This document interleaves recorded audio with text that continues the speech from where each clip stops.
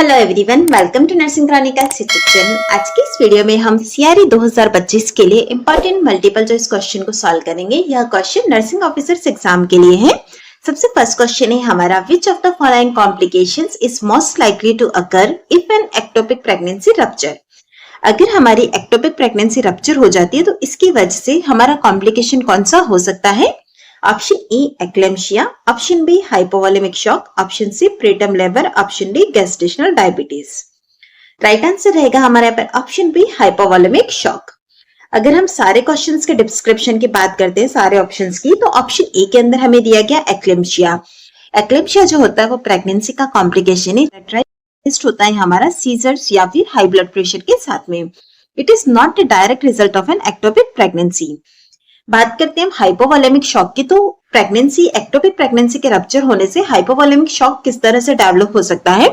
अगर हमारा ectopic pregnancy rupture हो रहा है यानी कि इंटरनल ब्लीडिंग वहां पर प्रेजेंट है, अगर इंटरनल ब्लीडिंग होगी तो उसकी वजह से जो होगा हाइपोवोलेमिक शॉक हो सकता है।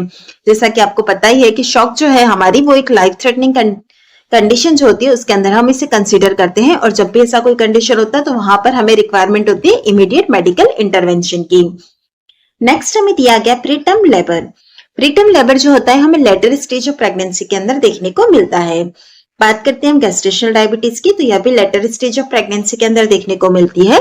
गेस्टेशनल डायबिटीज जो है वो एक ऐसी कंडीशन है जिसके अंदर की during pregnancy blood sugar level जो होता है वो हाई हो जाता है, और यह भी हमारा एक्टोपिक प्रेगनेंसी के साथ एसोसिएट नहीं होता है। अब यह तो हमने देख लिया इस क्वेश्चन का आंसर, साथ ही हम यह भी देख लेते कि एक्टोपिक प्रेगनेंसी होती क्या है। एक्टोपिक प्रेगनेंसी के अंदर क्या होता है, जो प्रेगनेंसी होती है वो डेवलप होती है आउटसाइड ऑफ यूटेराइन कैविटी। इसकी अलग अलग साइट्स होती है एब्नॉर्मल इम्प्लांटेशन की, जैसा कि एब्डोमन, सर्विक्स या फिर सी सेक्शन स्कार भी हो सकता है। नेक्स्ट क्वेश्चन है हमारा, list risk for full thickness burn is associated with. कौन से ऐसा बर्न है जिसके अंदर की फुल थिकनेस बर्न होने का रिस्क सबसे कम होता है? Option A sunburn, option B chemical injury, option C thermal injury, option D electrical injury. Right answer है हमारे यहाँ पर ऑप्शन ए सनबर्न। सनबर्न जो होता है वो इसलिए होता है क्योंकि प्रोलॉन्ग्ड एक्सपोजर हो रहा है हमारा यूवी रेडिएशन से फ्रॉम द सन, जिसकी वजह से रेडनेस होगी, पेन होगा या फिर सुपरफिशियल डैमेज होगा स्किन के अंदर। लेकिन जो हमारा फुल थिकनेस बर्न है वो यहाँ पर नहीं होता है, क्योंकि फुल थिकनेस बर्न का मतलब है कि स्किन की सारी लेयर जो है हमारी वो डिस्ट्रक्ट हो रही है, इंक्लूडिंग डीपर टिश्यूज। सनबर्न के अंदर ऐसा नहीं हो रहा, सुपरफिशियली इंजर्ड हो रहा है, इसीलिए यहाँ पर जो होता है फुल थिकनेस का चांसेस कम है। अगर हम बात करते हैं केमिकल इंजरी की, तो केमिकल इंजरी के अंदर क्या होता है, स्ट्रॉन्ग एसिड या स्ट्रॉन्ग बेस के कांटेक्ट में आने से होता है। अगर यहाँ पर स्ट्रॉन्ग केमिकल के साथ प्रोलॉन्ग टाइम तक कांटेक्ट रहेगा तो इसकी वजह से फुल थिकनेस बर्न होने के चांसेस रहते हैं। इसी तरह से अगर हम बात करते हैं थर्मल इंजरी की, थर्मल इंजरी का कारण होता है हॉट सरफेस, हॉट लिक्विड या फिर फ्लेम्स। थर्मल इंजरी के साथ फुल थिकनेस बर्न हो सकता है या नहीं हो सकता, यह डिपेंड करता है कि हमारा थर्मल इंजरी का सिवियरिटी कितना था।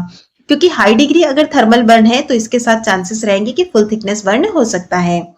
उसी तरह से अगर हम बात करते हैं इलेक्ट्रिकल इंजरी, अगर इलेक्ट्रिक करंट की वजह से बर्न हो रहा है तो यहाँ पर बॉडी के डीपर टिश्यूज जैसे कि नर्व, मसल्स सभी को इंजर्ड कर सकता है। इलेक्ट्रिक बर्न के साथ में फुल थिकनेस बर्न का चांसेस ज्यादा हाई होता है। क्योंकि हमें पूछा था सबसे कम कहाँ पर रहता है, तो वो रहेगा हमारा सनबर्न के साथ। नेक्स्ट क्वेश्चन है हमारा, a client has cancer of the pancreas, the nurse should be most concern about which nursing diagnosis. एक क्लाइंट है जिसे कि पैनक्रियाज का कैंसर है, यहाँ पर हमारा कौन सा ऐसा डायग्नोसिस होगा जो कि मोस्ट कंसर्न रहना चाहिए? Option A alteration in nutrition, option B alteration in bowel elimination, option C alteration in skin integrity, option D ineffective individual coping. सबसे फर्स्ट हमें यहाँ पर जो कंडीशन दी गई है वो है हमारा पैनक्रियाटिक कैंसर। अगर हम बात करते हैं उसके अंदर ऑप्शन ए यानी कि अल्ट्रेशन इन न्यूट्रिशन की, तो पैनक्रियाटिक कैंसर के अंदर पैनक्रियास की जो डाइजेस्टिव एंजाइम सिक्रीट करने की एबिलिटी है उसके अंदर इम्पेयरमेंट हो जाता है। अगर डाइजेस्टिव एंजाइम सिक्रीट नहीं होंगे तो उसकी वजह से जो होगा एडिक्वेट न्यूट्रिशन को मेंटेन करना डिफिकल्ट हो जाता है। इसीलिए पैनक्रियाटिक कैंसर वाले पेशेंट्स के अंदर हमारा जो प्रायोरिटी कंसर्न रहता है वो रहता है अल्ट्रेशन इन न्यूट्रिशन का। नेक्स्ट हमें दिया गया है alteration in bowel elimination. Pancreatic cancer के कंडीशन के अंदर अल्ट्रेशन जो होता है बॉवेल एलिमिनेशन के अंदर भी होता है, लेकिन यह जो होता है हमारा सेकेंडरी कंसर्न है, ना कि प्राइमरी कंसर्न है। प्राइमरी कंसर्न जो रहेगा हमारा वो रहता है न्यूट्रिशनल इश्यूज।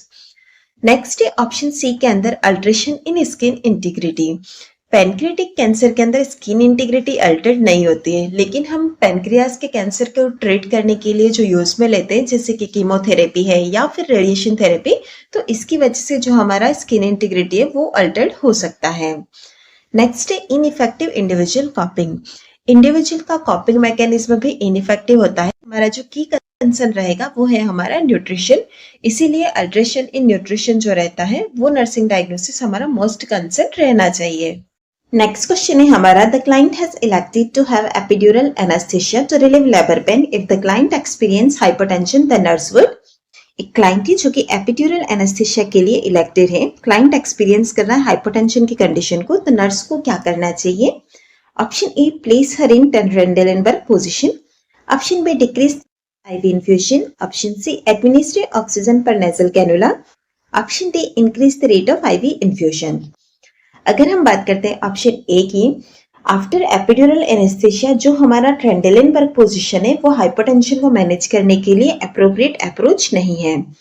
वहीं अगर हम बात करते हैं ऑप्शन बी की, decrease the rate of IV infusion.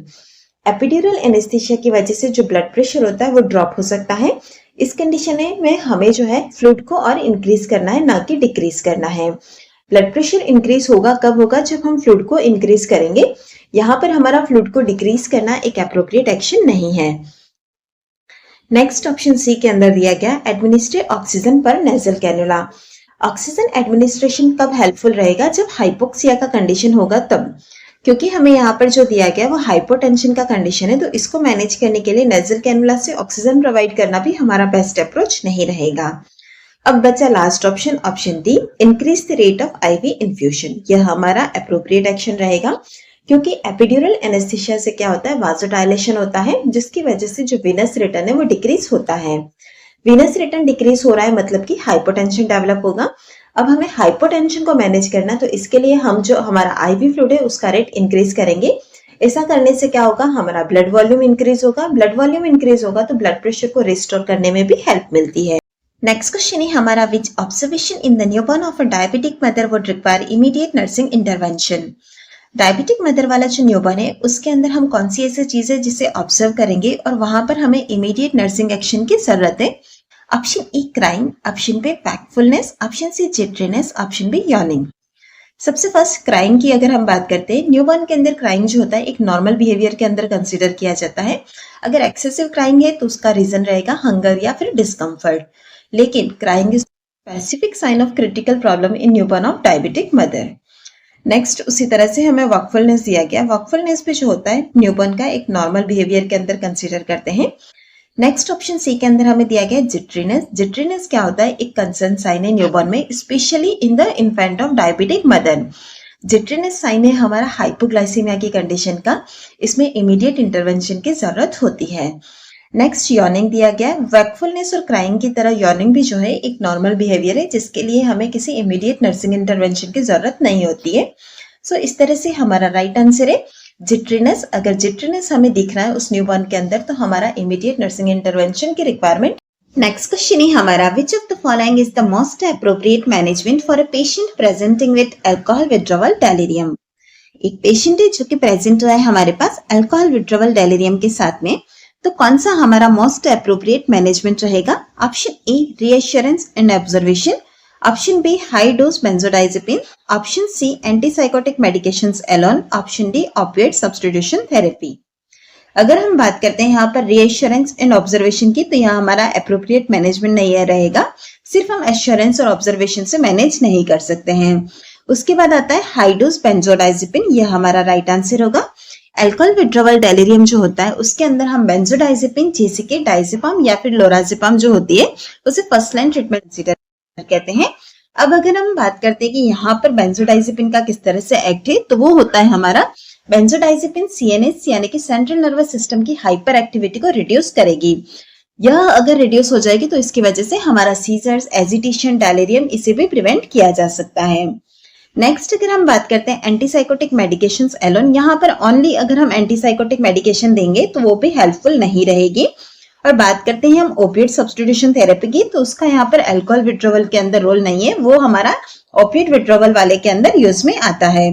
सो इस तरह से हमारा राइट आंसर रहेगा ऑप्शन बी, यानी कि हाई डोज बेंजोडाइजेपिन हमारा मोस्ट अप्रोप्रिएट मैनेजमेंट रहता है।